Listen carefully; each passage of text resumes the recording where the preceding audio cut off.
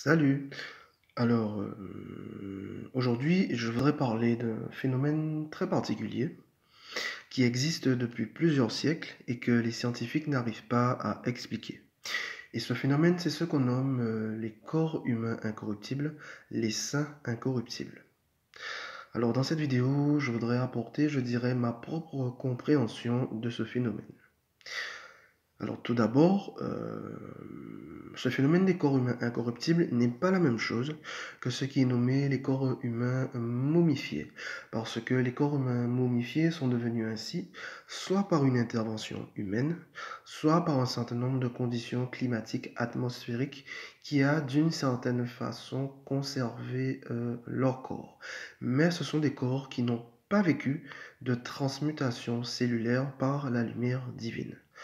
Alors que ce qui est nommé les corps humains incorruptibles, les saints incorruptibles, sont des humains qui, tous de leur vivant, à un moment de leur existence, ont vécu un tel abandon d'eux-mêmes, une telle puissance d'abandon total et définitive d'eux-mêmes, dans le feu divin, dans l'amour divin, dans la lumière divine, que cela a déclenché un phénomène de transmutation cellulaire atomique dans leur corps, qui a annulé et éradiqué euh, le fonctionnement et les besoins binaires inscrits dans le corps humain.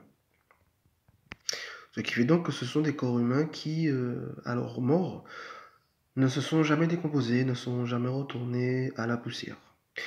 Alors, cela peut sembler bizarre, cela peut sembler étrange, parce que tous au sein de ce monde, on est tous habitués depuis tellement longtemps à ce qu'un corps humain ait absolument besoin de manger, besoin de boire, besoin de respirer, et besoin de battements cardiaques pour se maintenir et exister. Et sans cela, le corps finit par ne plus fonctionner. Alors que, enfin, finit par ne plus fonctionner et après finit par se décomposer.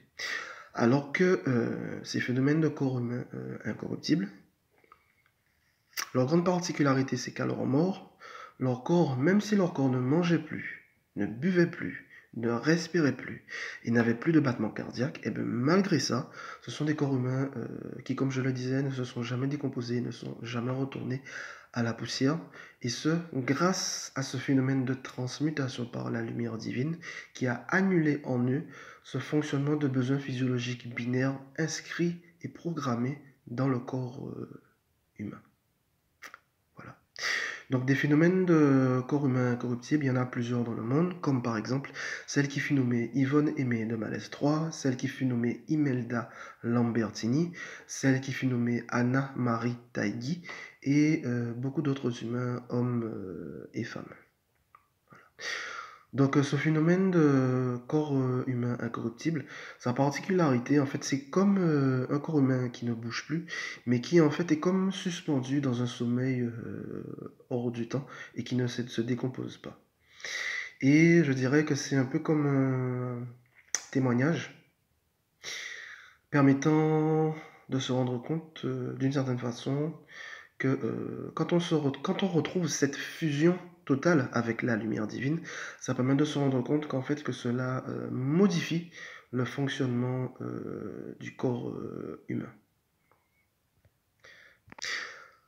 Alors, il y a aussi d'autres exceptions dans le monde où il y a quand même eu des humains qui, de leur vivant, ont vécu sans avoir besoin, par exemple, de manger, comme par exemple celle qui a été nommée Mahananda Mogi. Et il y a aussi d'autres humains qui ont vécu ce phénomène aussi, d'avoir vécu, mais sans avoir besoin. À un moment, leurs battements cardiaques se sont arrêtés, mais c'est pas pour autant que leur corps a cessé de fonctionner. Donc pour tout ça, ce sont je dirais, des phénomènes très particuliers en résultat de ce que peut donner, on va dire, ces retrouvailles et cette fusion avec la lumière divine permettront de transmuter le fonctionnement du corps humain. Car dans les royaumes divins, dans les mondes divins, dans la lumière divine, comme il n'y a pas de manque, comme il n'y a pas, comme il n'y a pas de manque à l'intérieur de soi, cela fait donc qu'en retrouvant cette fusion avec cette lumière, les besoins physiologiques binaires tels qu'ils sont vécus au sein de ce monde, manger, boire, respirer, battement cardiaque, n'ont pas lieu d'exister parce qu'il n'y en a pas besoin. Par contre, il y a par contre, ces phénomènes de corps humain incorruptible, dans le monde, je dirais, sont à différents degrés d'incorruptibilité. Ce n'est pas de la même façon pour eux tous.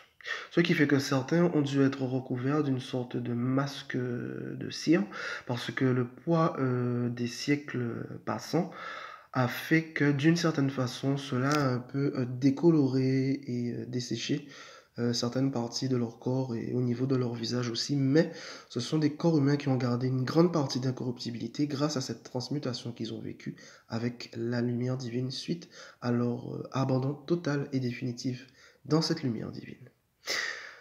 Donc voilà ce que je m'apprêtais à dire. Par contre, ce qui peut être nommé un phénomène de transmutation totale à 100% par cette lumière divine, cela correspond à ce qu'a vécu celui qui a été nommé Jésus ou Yeshua. Et le résultat de cette résurrection, il y a pas mal de témoignages venant de ces apôtres et qui ont été censurés et retirés de la Bible et qu'on retrouve dans les écritures gnostiques. Et dans ces témoignages de ces apôtres, ils avaient relaté un phénomène de rayonnement de lumière extrêmement puissant, aveuglant, euh, prodigieux et phénoménal qui rayonnait depuis le corps de Jésus ou Yeshua, transmuté à 100% par la lumière divine. Voilà. Donc, qu'est-ce que d'autre? Ben, c'est tout. Donc, c'est ce que je souhaitais partager dans cette vidéo. Sur, je dirais, les différents effets qui peuvent être apportés par ces retrouvailles avec la lumière, par cette fusion avec cette lumière divine, et qui peut donner des effets comme ceux qu'ont vécu les corps humains incorruptibles, ce qu'ont vécu certains humains de leur vivant, et aboutissant, je dirais, au summum de la transmutation totale, correspondant à ce qu'a vécu Jésus, Yeshua, l'ayant transmuté en corps humain rayonnant une lumière phénoménale. Voilà. Donc c'est tout. Allez, ce sera tout. Bye bye.